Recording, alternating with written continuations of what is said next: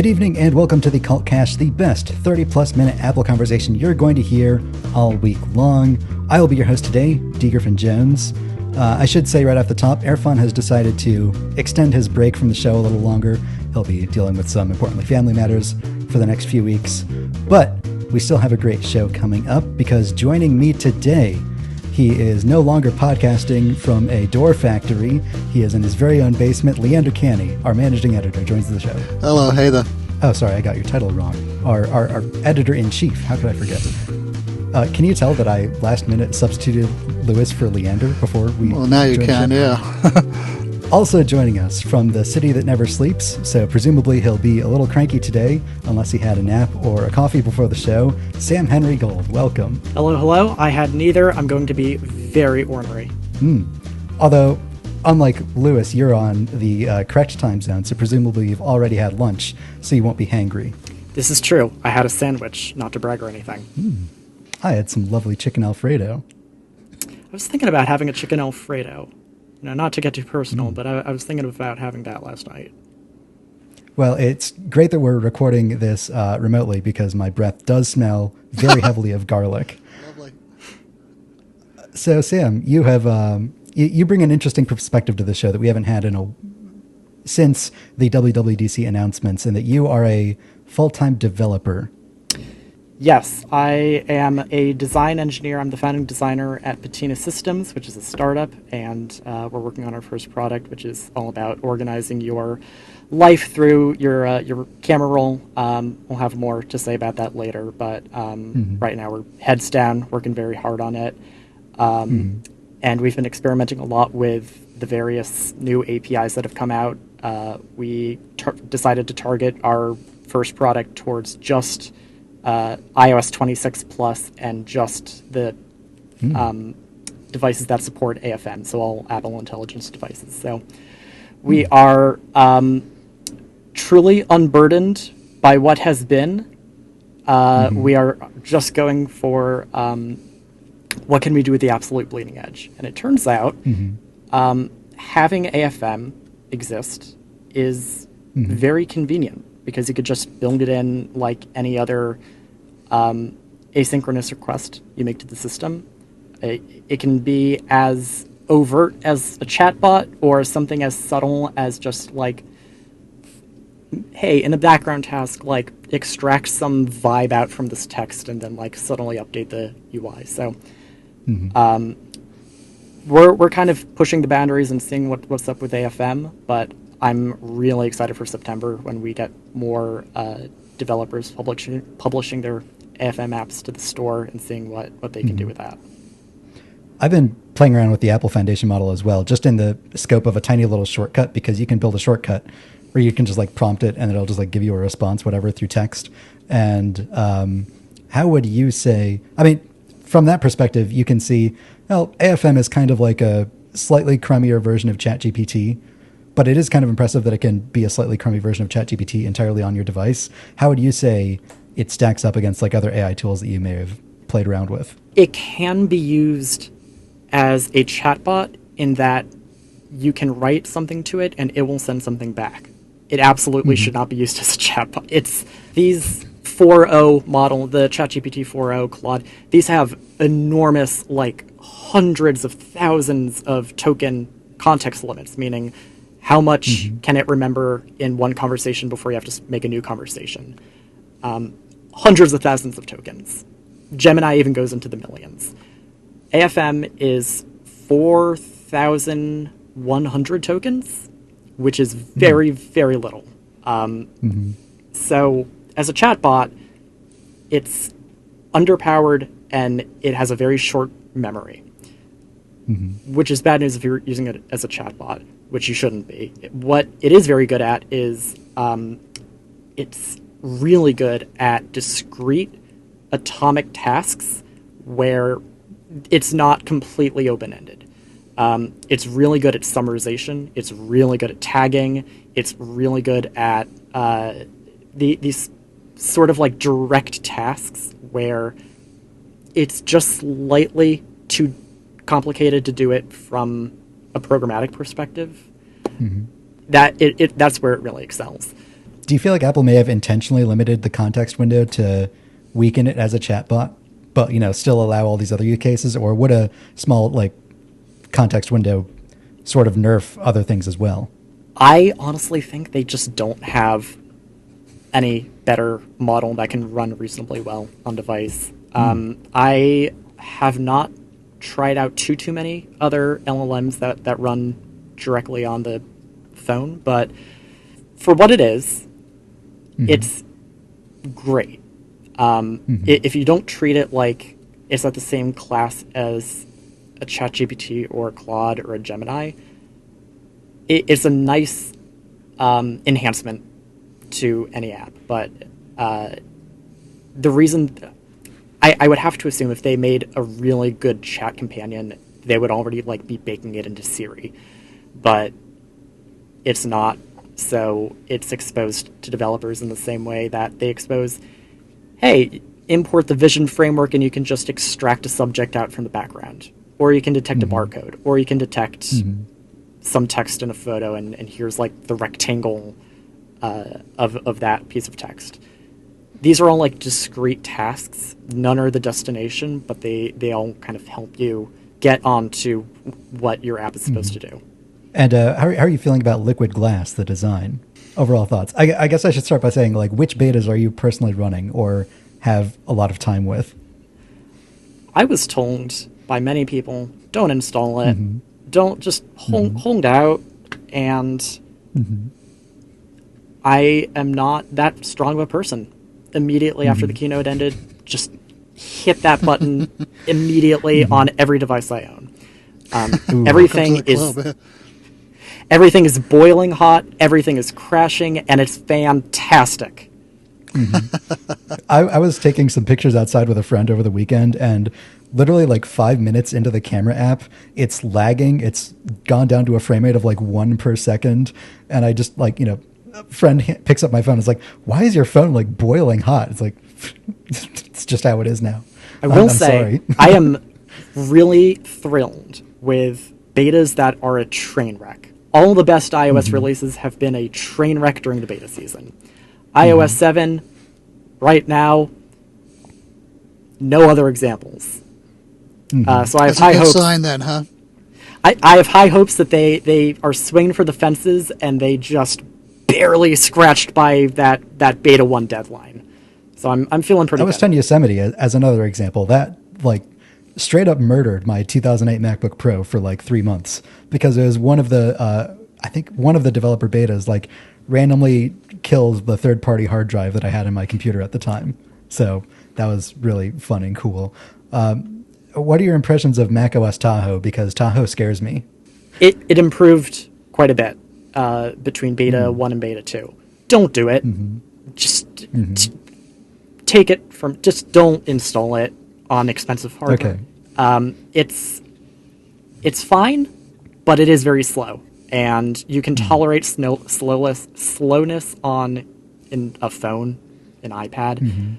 When it's the thing that you use for a livelihood, it's infuriating to just have hangs resizing windows. And I'm not going to complain about it because I know what I did, and I did this to myself, but just don't do it if you don't have to. I've been okay with it's been okay for me mostly, especially the beta 2. The only thing that wouldn't work was Slack, but everything else seemed to work fine. But then I've got a limited, most of my work is in the browser, email, Slack, so it's not too demanding. But I think it's kind of worth it because otherwise, how do you get to experience them really? I do have spare devices, but I'd never use them if I didn't load up these OSs on my main devices. I mean, sometimes it can really burn you. I think last year my Mac was unusable throughout the whole beta period. But so far it hasn't been too bad. What do you feel about Liquid Glass on the Mac? Because it seems to be definitely although Apple says that it's designed for everything, you can really tell that it sings the best on the iPhone. And I've heard other people say that it's a little more subtle on the iPad, and it's just kind of weird looking on the Mac. What do you feel about the visual look? There is no Liquid Glass on the Mac. It is just transparent. Okay. There is none of the morphing or the like squishy buttons where you can pull it on your finger and it has that halo ripple. None of that happens. It's barely even got that very clear reflection styling. It's much more akin to the previous Big Sur language, but just adapted slightly towards this. And with uglier title bars. They are, God, bless their hearts, truly. I'm willing to just stick it out for the beta run. The kicker for me has been what they're trying to do with Safari, where the title bar has no color, so it just adapts to whatever it is that you're looking at. And if you're looking at one tab, say like Hacker News with the orange top section, the entire top eighth of the browser is now going to be orange, and you flip to like Netflix with a black letterbox, and your entire browser theme switches over to black. As you scroll, if you're on one of those New York Times articles where it has the full bleed image, as you scroll, the title bar will also completely invert colors. If you're looking at white, like black text on a white background, and scroll to a black photo, your entire UI Chrome just flips and inverts, and it is not subtle. Isn't that kind of like how the existing compact title bar in Safari works? Because I'm one of those masochists who says that enabled since Mac OS 11 or something like that. But the kicker for me was that once you install iOS 26, and you soon realize, well, Liquid Glass isn't everywhere, because there are things like settings where it's like, well, there's nothing transparent to shine through in the background. Like the basic list views and all that are still going to be like gray on black.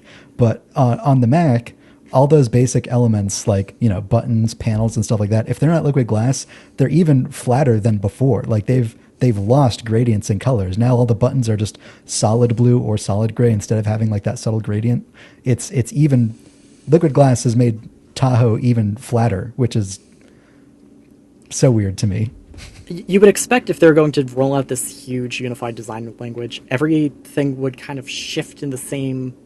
The winds would be the same across all platforms, but it is a very odd evolution. It does kind of seem... The Mac seemed like the odd man out here, where everything else is UI kit-based, and at the very last mile, someone thought, oh god, we gotta do the Mac too. And we're just kind of seeing it cobbling together. So it makes sense, given the Mac is a very utilitarian platform, and if they added in that liquid slider thing where you click down on the track and the whole thing kind of wobbles out, I think you would see people rioting in the streets. And thank God they didn't port that thing over, but it also feels like you did 60% of the design. It's like if you go back to like the WWDC video when Alan Dye is talking about Liquid Glass, and you see all of those designers like moving these like glass bubbles and like objects and things around. Like those are all the iOS people, and then like in front of the camera in the other side of the room, you have like people playing with like Duplo blocks, and then that's where the Mac design came from. Alan Dye did not Alan Dye for this, and you can quote me on that. Okay, well, it's not going to get any better than that. So moving right along, why don't you tell us about the iPhone rumors? Let's hit the latest news. I would love to. So it seems like the iPhone camera cutout is just going to be here for quite a while. The cutout, the sensor bar on the front, is likely going to stick around for another 5 years. It might shrink before then. It might get more compact, but it's looking like it's not going to be a truly edge-to-edge, zero inset screen for at least 2030. Ross Young of Display Supply Chain Consultants said that it's probably going to shrink in a series of steps rather than just all at once. The first will come in 2026 with the iPhone 18? Is Is that correct? Assuming they don't switch to the year-based numbering. Do you think they will? Do you think that this fall they'll unveil the iPhone 26? In my heart, I would love that to be the case. In my brain, I know that is super not going to be the case because they are banking on people not being able to associate these phones as one is newer than another. One is like, oh, it's from the old year. So I think if they had effectively an iPhone 2024 and an iPhone 2025, I think they would see sales from 2024 take a hit in the same way that it's a little bit trickier for cars to roll off the lot, and they have to fire sale the 2024 cars before the new stock rolls in. They can do that with software just fine. It's bits over the wire, and no one's paying for anything. But I have a feeling like this is a far more political decision to change the iPhone numbering scheme. In the same way that like releasing an iPhone, everyone is banking on this. Case makers, carriers, or Verizon will live or die by if there is a new iPhone in September. I've been saying this like ever since they announced the new OS names. Like, it's nice that all the OSs are the same number as each other, but like just within the scope of the iPhone, it actually introduces a third number to keep track of, because you used to be able to bank on like iOS 18. Oh, that means that the latest iPhone has an A18 chip in it. But now we'll have iOS 26, the A19 chip, and maybe the iPhone 9. Who knows anymore? Who knows? It's all messed up. No, not iPhone. Yeah, wait. iOS 26, A19 chip, and iPhone 17 in 2026. It's that simple. I'm a designer. I'm not a numbers person. This 3 is a lot of numbers for me. At any point in life, just in any context. If I see the panel of buttons in an elevator, I will cry. Unless they're squircles. I will check if it's if the corners are continuous, and if not, oh boy, that's a mess. So let's see. We have 2030. The camera might disappear entirely under the iPhone, and apparently, like some Android phones do this right now, but you can still see like a little hint of the camera dot behind the screen, and that is just unacceptable. So Apple's waiting until it can be entirely hidden to do that. That makes sense. Have any of you seen Android phones with the hidden camera under the screen, and it looks like there's a dot pattern on top of it? I haven't, no. It's from like 10 feet away, you can barely notice it. Really? Oftentimes you are not looking at your phone from 10 feet away, and it looks significantly lower resolution. Like it's bad if it's just a lock screen or a home screen image. When you're watching a video on it and it goes underneath, whoa. It's like I can picture it like it's probably like there's a little stain on there, isn't it? It looks like someone spilt something on the screen. Liquid glass, pejorative. I was going to say, because I mean, there's a few Android handsets that have that continuous screen, right? But if it looks horrible when you're actually using it, you can see why Apple's lagging. I mean, people bash them for the notch for the longest time, but Android was kind of messing around with these strange roundabout solutions of. Do you remember the Pixel 3 or the Pixel 3 XL, where it had a huge bucktooth notch in the top and it had this ridiculous chin and it was asymmetrical? You see something like that and you look at your iPhone 10 and you think, it could be worse. I don't even notice the notch these days. I mean, I'm completely, I'm blind to it. I don't even see it. Except, sometimes when it obscures the content or whatever. Maybe if you're watching a video, but not really. I'm excited for the notch to go away, just because it means that you'll be able to have more room for dynamic island stuff. Like you could have, 3 or maybe 4 things going on up there. It could be a whole party in your status bar. We are going to see the convergence of iOS and macOS by virtue of bringing the menu bar to the iPhone. Bartender for iOS, finally at last. So Leander, why don't you tell us about what we can expect this year from the iPhone 17 series? Yeah, so I mean, what's not to know? I mean, it seems like everything has been leaked out, or the rumors are almost completely encompassing. Although saying that, the one thing is how will they look, and there's still some debate about, even though it's pretty much certain that the Pro models will have a larger camera module that will now stretch across the whole width of the back. There's some speculation about whether that color will be complementary, or it'll be a different texture, maybe a different color. Regardless, Majin Buu, who he's a prolific Apple leaker with a somewhat mixed reputation, but he throws so much against the wall that a lot of it ends up sticking. Leaked up a new image that purports to show the whole lineup. And it's worth checking out. Because, oh my God, it looks gorgeous. They look absolutely beautiful in this image. And, it tracks with all the rumors that have been leaked so far, and all the rumors cross-check with each other. There seems to be a lot of agreement. It seems to be converging upon, that the iPhone 17 lineup is going to look... I mean, if you're a betting person, you would probably put money on this. You're probably going to say this is exactly what they're going to look like. Regardless, it's definitely worth checking out. And we have a post on the site today with the image embedded into it. So I think they look really gorgeous. They look absolutely beautiful, and I love that big camera hump. Do you remember when the first what was it? The iPhone? I can't remember what number it was. The iPhone 6 was the first with a camera bump on the tiny. And people lost their minds. It had it was like about a millimeter. Mm-hmm. But you couldn't lay it flat on the table anymore. And I remember the controversy about that. Oh my God! Mm-hmm.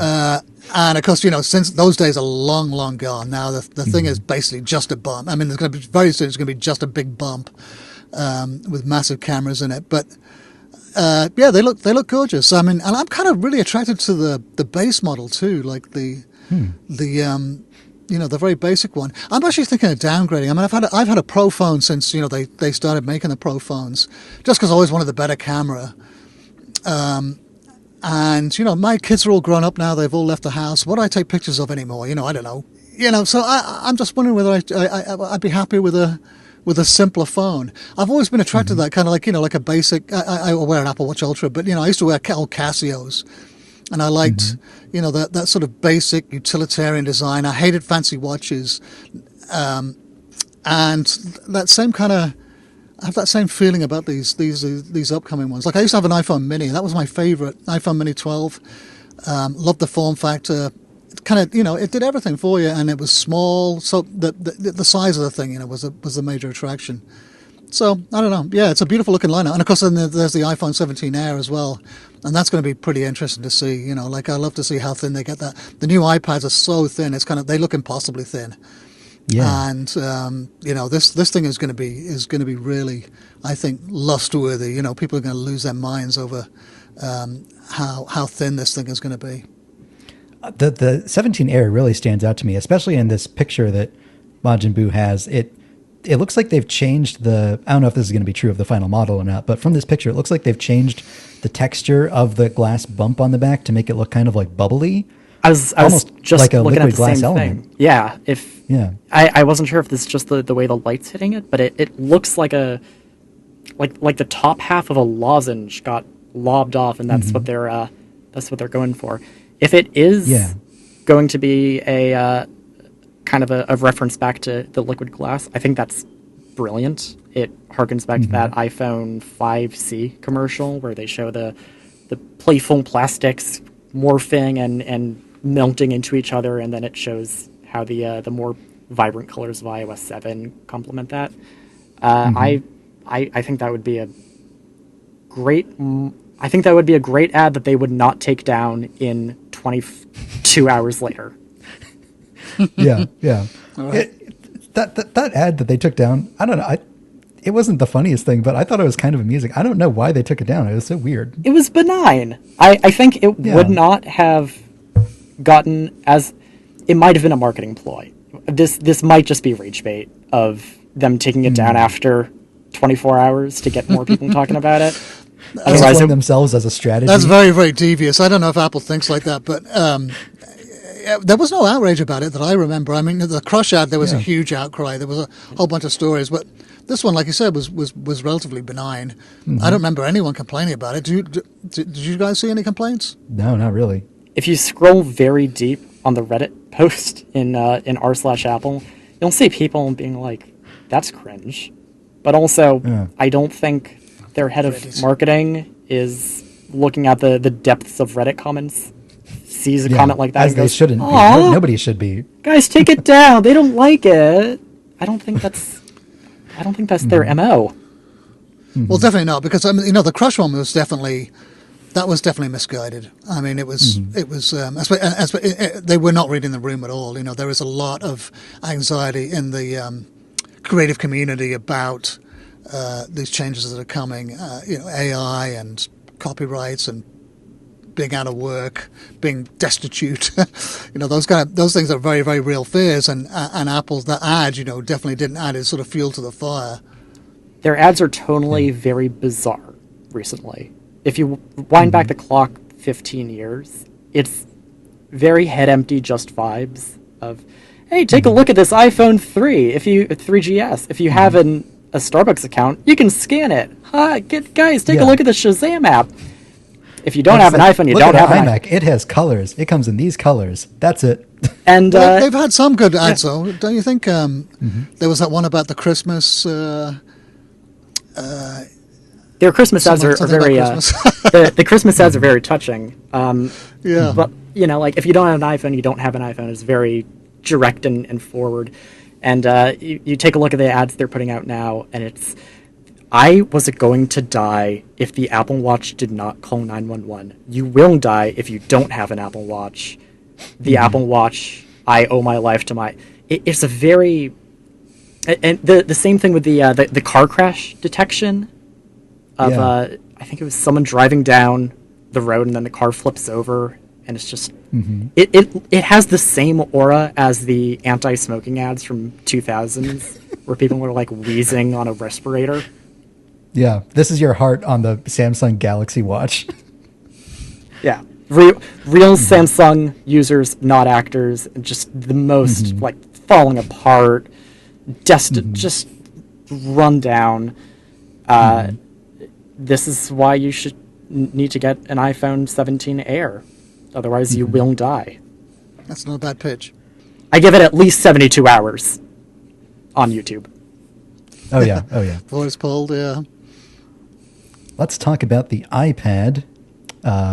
This is a bit of an op-ed from Ed at Cult of Mac. iPadOS 26 paves the way for a supersize folding iPad. So Ming-Chi Kuo, another analyst, says there's a computer with a 20-inch foldable screen on Cupertino's drawing board. And this has been corroborated by Omdia analysts saying that there's an 18.8-inch computer with a folding display. And Mark Gurman also agrees on that date. But people haven't really agreed on what to call it, whether it's an iPad or a Mac. Some sources mention macOS, others call it a very large iPad. Ed Hardy, or as I like to call him, Federico Vitici at home, says that after testing iPadOS 26, it's pretty obvious that Apple created this new iPad windowing mode with a big iPad in mind. And not that I'm a big iPad user, but I have to agree. It seems like that's the direction they're going in it. Windowed apps are far more Mac-like than on any previous iPadOS, so it'll scale up to a big folding screen pretty easily. And not to mention that macOS, it doesn't have the same kind of touch targets that iPadOS has, especially with the new version of iPadOS 26. If not for a desktop or a portable computer, I'm thinking of the Surface Studio, or the whatever that's the big Surface with the easel style thing. Yeah, that would eat as an iPad if they stuck an iPad on there. Mamma mia, that's a spicy meatball. You can rest. You use a pencil and you can rest your arm on it, and you're just drawing on it, and you can scribble all over the place. That would be awesome. That would rule. When you're done, doodling, you put the screen back up. You got your own keyboard. You do real work. Then you. What happened to those big Surface tablets, though? I mean, they never set the world on fire, did they? I can't remember hearing about them for years. they made one revision to the Surface Studio and then they discontinued it. Rust and power. Yeah. But you know, Lander, when you put your iPad in that iMac G4 that you have behind you and, you know, do some surgery on that, then you can try it out. Yeah, well, that's you can do exactly that. I think that one's it's too small. I think the 13-inch iPad would fit in there perfectly. And I've actually got one, which I'm going to. When I get to talk about the next story, you know, I'll be retiring my current iPad and probably putting it in there. I don't know why. It's probably going to cost me hours and hours of messing around, and then I'll probably end up breaking it. My last repair just went horribly, disastrously wrong, as predicted last week by Charlie Sorrell, trying to repair my Garmin bike computer, and it's now a pile of parts in a heading for the recycling. Oh no! But I think it makes sense. You know, they've got this new iPadOS, and I haven't played around with it. Like Sam, have you touched it at all? The windowing mode on the iPad? The only iPad I own is an iPad Mini, and that is something I bought last winter when I decided they're not going to make this a real computer anytime soon. So why am I holding a real computer-sized device in my hands? And I just got this little guy. You throw it in your backpack, take it out on the train. It's fantastic. I turned on windowing mode, and it's very goofy. It looks like someone forgot to flip a config flag on their end, but you can totally just have multiple windows on a 7-inch screen. It's haunted. It's very much the way that the government has been with weed, where they just give up hope and go, you know what, man, I don't care anymore. Just do it. Sure, whatever. It's fine. It works pretty well on the 13-inch iPad Pro I have, which is from 2018. Although, you know, to be honest, I haven't tried to sit down and use it for any work yet. But, you know, for browsing and for general sort of iPad, you know, media consumption, I think it's been great. I think it's really fantastic. I've really enjoyed it. On the Mini, it fixes your windows to the compact size class very quickly, meaning if you shrink it a little bit past 3/4 width, it'll just snap down to iPhone size class. So, you know, like when you're on an iPad and you resize a window from big and then you shrink it and then the sidebar goes away and it just works kind of like an iPhone app. If you so much as sneeze near an iPad Mini with windowing mode, it will just turn into an iPhone, which makes sense, but it also might be a great workflow for some people of just having a bunch of iPhone apps all layered out. I kind of miss slide over. I kind of miss split screen because then it was truly every pixel of the iPad Mini screen is just dedicated to apps. And when you have only 7 inches of screen, you kind of need every pixel. Well, this split screen is a little better than the split screen they had before because now you can do thirds, now you can do quarters, now you can do top and bottom. They could never make the user interface work with split screen that way. And although the crux of the story is saying like, oh, you know, this new iPadOS is clearly what the operating system is going to be for that future folding iPad. But I want to take it one step further. My theory is that they're also doing this at this time because when you have the folding iPhone next year, this is what it'll be when you open it up. It'll be like a slightly smaller iPad Mini that can run 2 iPhone apps or even 3 iPhone apps, multi-window on the screen at once. I would be a big fan of that. I think they're going about the folding devices directional wrong. I would not start with an iPad or an iPhone. I would simply start with an Apple Watch with a slap bracelet band. I want a Slapple watch, if you will. A Slapple watch. I want to take my very expensive watch and kind of slam it at my wrist, and I want it to wrap around. I want a metal foil band to wrap around my arm. I want to win it at a Scholastic Book Fair. I think that would do. I think it would heal the country truly. Imagine, I mean, just on the watch face, like you'll have the full size watch face there. You don't have to scroll down to see your smart stack. It'll just always be there. Don't call it the slap stack. Yeah. Smart slap. Does it still confuse you how they changed whether the swipe does control center or the smart stack? I still don't know, and I do this for a living. I've just determined that they can do whatever they want with the watch, and we're just going to have to be fine with it. They have changed what the watch is and does and works and how the navigation exists in the world at least half a dozen times. And you know what? Go for it. I think it's... Yeah. I dare you to change it again. I mean, honestly, most days I'll go until like lunch or maybe even like the early evening before I even realize that my watch has been in the waterlock mode all day ever since like my morning shower. So, yeah. Honestly, they could just remove all of the buttons and gestures and I wouldn't even notice. Have you ever been in a situation where the double pinch gesture has been genuinely a godsend? I'm holding on to my Series 6 until they bring back the blood oxygen sensing, so I haven't used the double tap.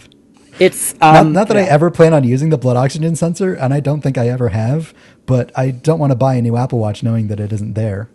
I was at an Apple store in that 1 week period where they couldn't sell anything other than the Apple Watch SE. I was at the Upper East Side Apple store, and they had this one-off display case of just Apple Watch SEs, and it looked incredibly ridiculous. Of this huge, long wooden table, and then like one spoke with a watch sitting on it. Just like one off-center logo that says Apple Watch SE. And clearly waiting for the rest of the smorgasbord to get rolled out. But it's just like this one...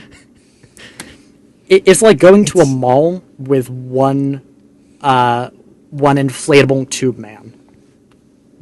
It's a bizarre state. Well, Leander, why don't you bring it back home and tell us about the M5 iPad Pro? Yeah, so it's supposed to be coming this fall, it is gonna. This is coming from Digitimes, which a Korean outlet that has a mixed reputation too. But it kind of tracks. They refresh the product. The iPad Pro product line refreshes every 18 months, and the last release was in spring 2024. So that means if it sticks to the same timeline, we're looking at something in the fall of 2025. Digitimes, I think, was reporting that Samsung Display and LG Display, two companies, they're already producing the OLED panels for this tablet. There's been reports too that Apple's already testing these M5 equipped iPad prototypes.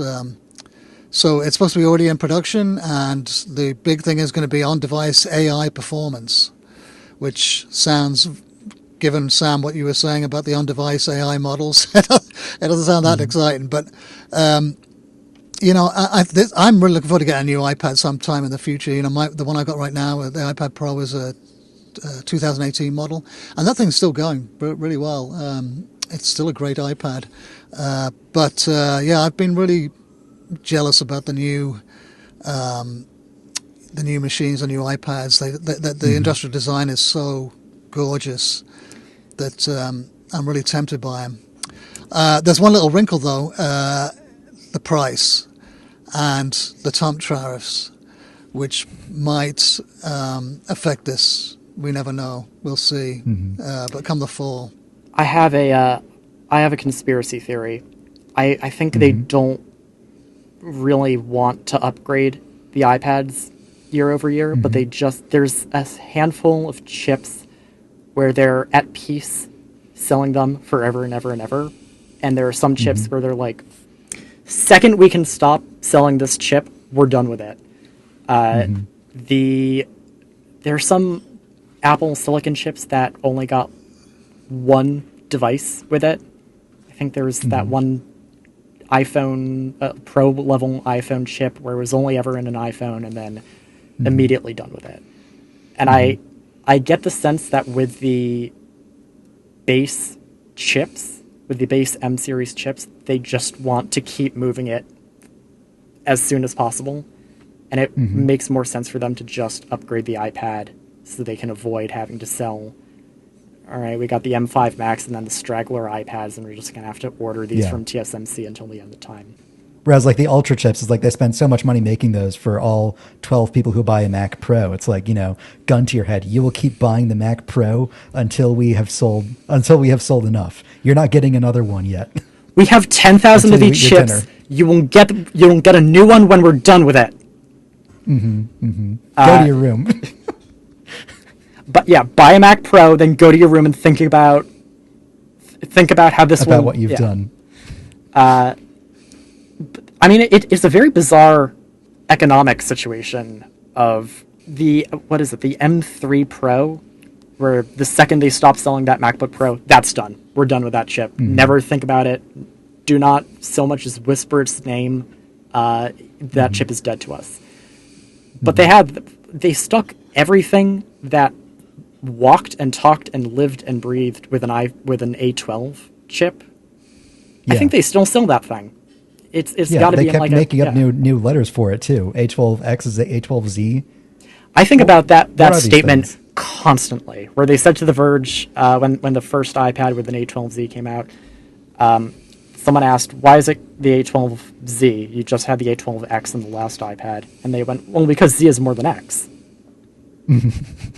Nonsense. Truly deranged. But I have to commend the commitment to the insanity. Do you think, I think it'll still be a while until we get the first, because the lead time on silicon is so long, I think it'll still be maybe until like the M6 before we start getting the first generation of Apple silicon that has been like truly designed for Apple Intelligence. I mean, in part because they only started developing Apple Intelligence like 12 months before they unveiled it, but they that could be interesting.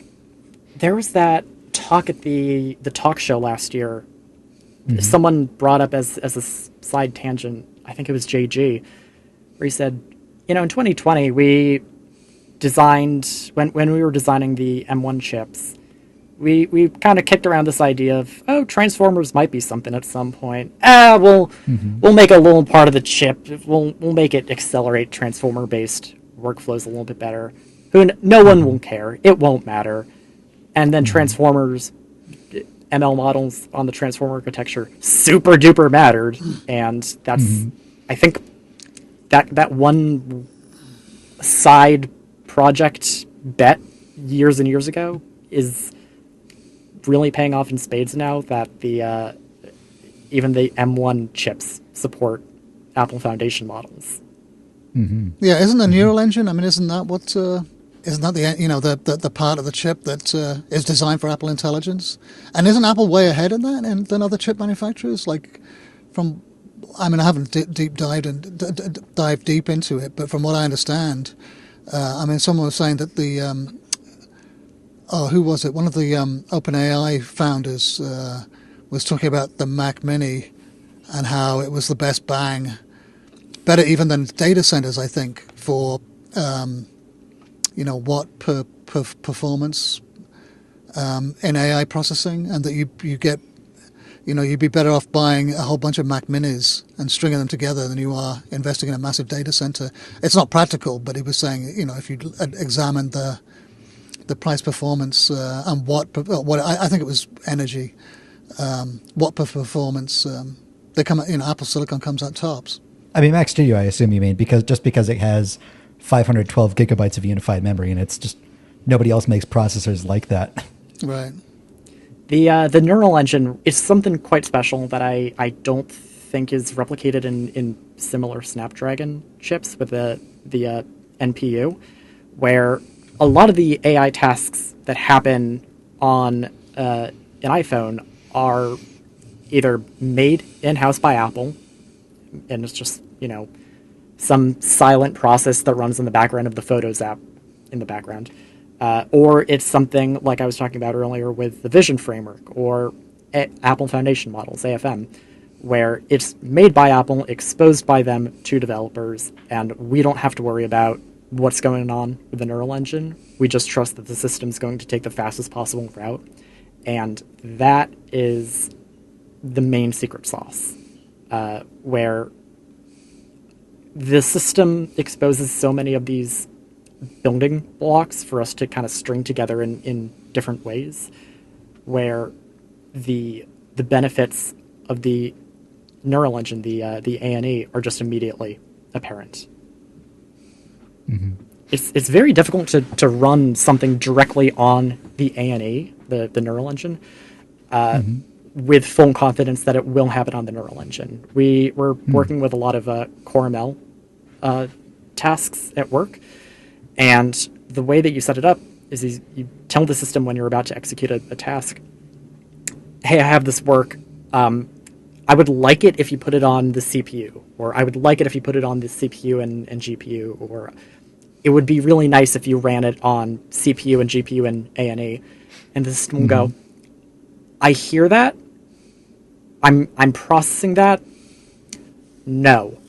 And it'll just choose to do whatever it wants.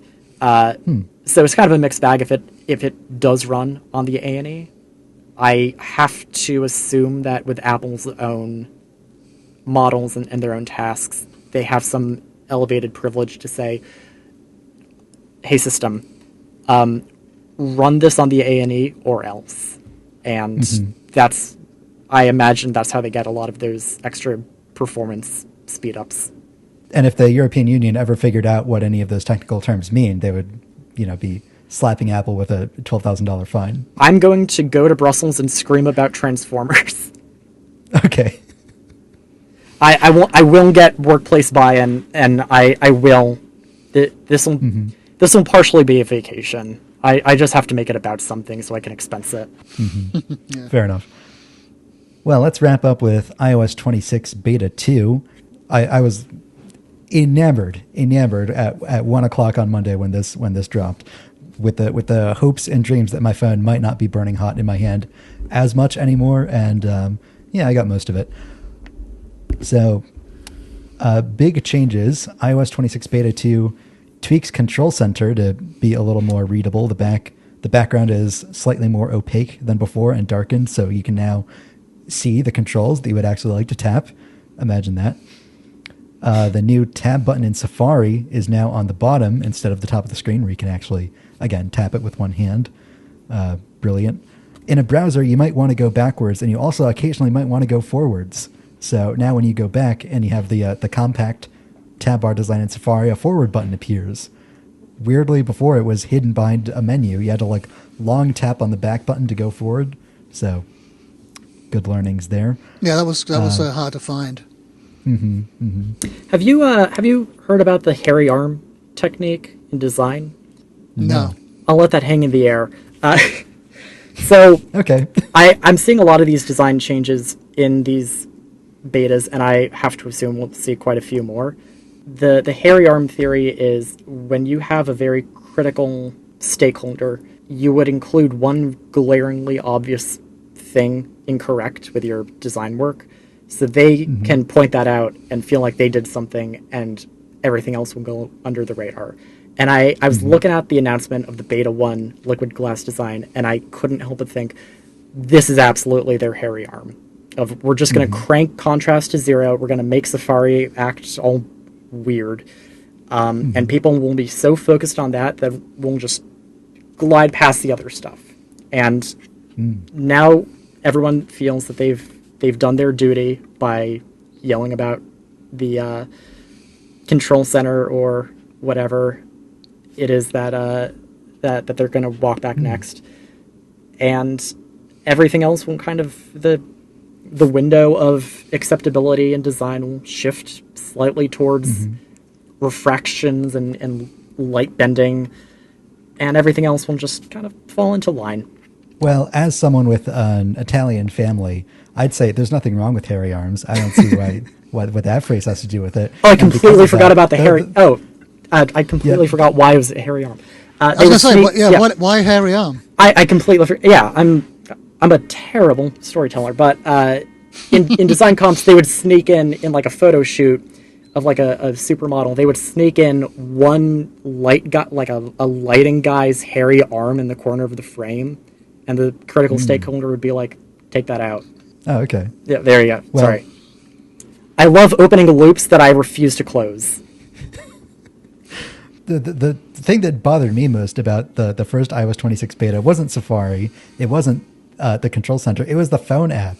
The phone app really irritated me. And they made like a slight improvement now. Like, what really bugs me is that when you hit the search button that's now at the bottom of the screen in the phone app, and you type in somebody's name, like 99% of the time when I want to search through something in the phone app, I'm searching for a contact, right? But no, it wouldn't show you your list of contacts. If you type in Sam, it'll show me all of my phone calls with Sam and all of my voicemails that transcribe the word Sam in them, but then not show me Sam's contact information. And that's the search button that's right next to the contacts tab that's at the bottom of the screen that's within reach of my thumb. So I was like, why did it do that? So one other change that they made is they now have in the phone app, when you type in somebody's name, it'll show you Sam's contact information if you type in Sam, but only at the very bottom of the screen. You have to scroll past all of the rest. So they've taken like maybe 1 millimeter in the right direction there, and I filed another like 3 feedbacks about it. I'm making this my my project this year. I want them to fix the phone app. Good luck, yeah. Yeah. I'll scream, and maybe they'll hear a gentle whisper into an engineer's ear. They have a new ringtone in beta 2 called Alt1. I can't imagine that's the final name, but it sounds pretty neat. Did you like it? I was kind of, meh. I think it's nice. It's weirdly the only ringtone that has an alternate version of itself. Like, so I don't know if that's like a weird developer thing. What do you mean, a what version? Like you go in settings, you go to sounds and haptics, and there's like the list of ringtones, and all of them are just like this one. But then it's called reflections. You tap on reflections, and then you have 2 versions of it: the original one and then Alt 1. So it's a weird like drop down menu thing that's just for that. I don't know if it'll be like a special ringtone that's only on the new iPhones when they roll that out, but right now it's in there, and so I set it as my ringtone. I purchased Soulja Boy's Kiss Me Through the Phone as a ringtone for 99 cents in 2010, and it is traveled with me through every device, and I won't die with that ringtone. I think he makes Alibaba shrink-wrapped toys now. You can buy the Soulja Boy console. That is a real thing. You can look it up. I think it's going to give the Switch 2 a run for its money. The Soulja console. Do you have your phone on silent? Like, does it ever go off in public, or is it just like a secret shame that you have? It happens on the Mac. It's synced over to the Mac, and the Mac is never on silent mode. So my phone will just silently be buzzing, but my enormous studio display will just start blasting a very compressed Soulja Boy ringtone at full volume at me, which is the way that magnificent. I think that's the way it was meant to be heard. Yeah, it gets your attention. Can't be ignored. The other pet peeve of mine in iOS 26, the settings app, they made it like much less dense than before, like so much that like you only see like the first panel of settings, and they tweaked it a little bit. So now on an iPhone 16 Pro, if you open the settings app, you can see like general on the very bottom, and that's the last item you see. Whereas before it was like hiding behind the search bar, but they've slightly tightened it up a little bit. And why did that bother you? Well, on iOS 18, you open settings, and from the main settings screen, you can see like the entire top panel, and then like the first half of the second group of settings. In iOS 26, they've made each line item in like the settings screen so much taller that you can only see like half as many settings on screen at once. Yeah, but you're probably going to have to scroll anyway to find the setting you want, so... I was just looking at a SwiftUI app that I built a few days ago. It looks like they just increased the padding across the entire system for any standard list or collection view. It's just rounder and with more padding. I have to imagine the settings is just collateral damage from that change. But it is taking up an unnecessary amount of height in the settings screen. It just bugs me philosophically that our phones have been getting bigger, allegedly for the purpose of like showing more content on the screen. And then every time they do that, it's like 3 years later, they just make the interface less dense so that you don't actually see any more on your screen than before when you had like a 3.5-inch iPhone 4. Yeah. Well, you'd be horrified by my mom's phone. She has a large text, and you get about 3 settings in the screen when you open it up. I mean, I'm all for the accessibility settings. Like, yeah, old people should have the giant text if they want it. But I'm a young person. I have it set on the smallest dynamic type size. They shouldn't be punishing me for that. They put those banner ads in the settings app now. So like it's going to be general at the bottom of the screen on the best case scenario. But the second they roll it, like, there's new Apple Arcade things, it's going to be like, you're going to be lucky if you get battery just creeping past the search bar. That's how they get you. Any other final thoughts before we wrap it up? iOS 26, how are we feeling? Yeah, I like it. I'm still a big fan. I like it a lot. I like the liquid glass. I don't know why people are losing their minds over the settings. Like a bit ineligible. It's I think a lot of that came from screenshots. If you're actually using it and you're scrolling around, it's not actually that hard to see. I didn't have any trouble at all seeing it. The legibility seemed to be totally fine.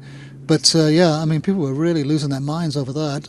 I guess it's kind of better now. To be honest, I didn't actually notice the difference between the two.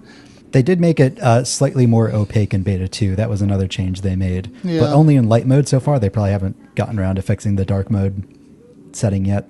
I like the new Safari UI too. I mean, that took me a little while to, like you said, I couldn't find the forward button. And I had trouble navigating through the tabs, like finding the different tabs that are open. But it makes a lot of sense, having it at the bottom. And as I've gotten used to it, I like it a lot. It's really kind of functional. Sam, do you have any pet peeves in the design that you're hoping they change? Yes. Right now, this is going to just be a spoken version of a thing that I've already found feedback for. I'm quite happy with all of the betas that have been rolling out. I think they're all generally net positives. The one thing that I will absolutely complain about is with a Mac, you can set custom folder icons, and you right-click a folder, you hit customize. You can scroll down a bunch of SF symbols and click one, and it like indents the folder icon with that symbol being recessed. It is not the entire bank of SF symbols. It is a handful, kind of like when you set a shortcut icon or when you set a reminders list, you get like maybe 100. Some. Yeah. And I have all my screenshots go to a custom screenshots folder in my home folder, and there's no screenshot SF symbol. So I have to be like some absolute clown, and I have to use the selection handle glyph. I'm going to get laughed out of town if people see my home directory with an inconsistent glyph. So I'm already on thin ice, but like this will just evaporate my street cred. Which glyph is it that you want to use? I will tell you the glyph verbatim. It is, I would use camera.viewfinder. It is a camera symbol with like the framing the rectangle four squares around it. Yeah. I would love to use that, but technology simply is not there yet. We simply don't have the compute power to put that specific symbol on top of an image. Unforgivable. No. Hopefully it'll come in my lifetime, but it seems we're very far away from that technology. Well, I think that wraps it up. That's all the CultCast we have for you all this week. But the fun continues. Leander Canny is on Twitter at LCanny.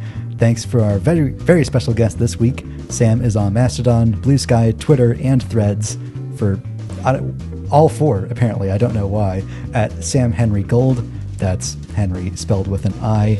I am on Mastodon and Blue Sky at Griffin Jones, and you can join the week-long discussion with me and all the other govs in the Cult Club Discord by going to support.thecultcast.com. Be sure to subscribe to the Cult of Mac Today newsletter to get all our top stories in your inbox each and every day. This has been the CultCast, the best 30-plus minute Apple conversation you're going to hear all week long. New episodes of the CultCast come out every Thursday night. I want to thank everyone for listening, for watching, and we will see you all next time. Have a great weekend. Say goodbye, everybody. Bye-bye, everybody. Drive safe. I love you. Did you check out that list of the 20th anniversary, podcasting anniversary, the best 20 podcasts? Yeah, the CultCast snubbed again. Yeah, that's what I thought. I just skimmed it. They were doing the usual. I can't remember what they called it. Serial. This week in history. Right. I'm just thrilled that they did not include any of the Manosphere podcasts. Yeah. Rogan and If they included Joe Rogan on the list, I think I would have to just throw my phone into a trash can. they include Alex Jones after kicking him off the Apple Podcasts. You can't deny it was a significant podcast. He truly was speaking into a microphone. For that, we are positive.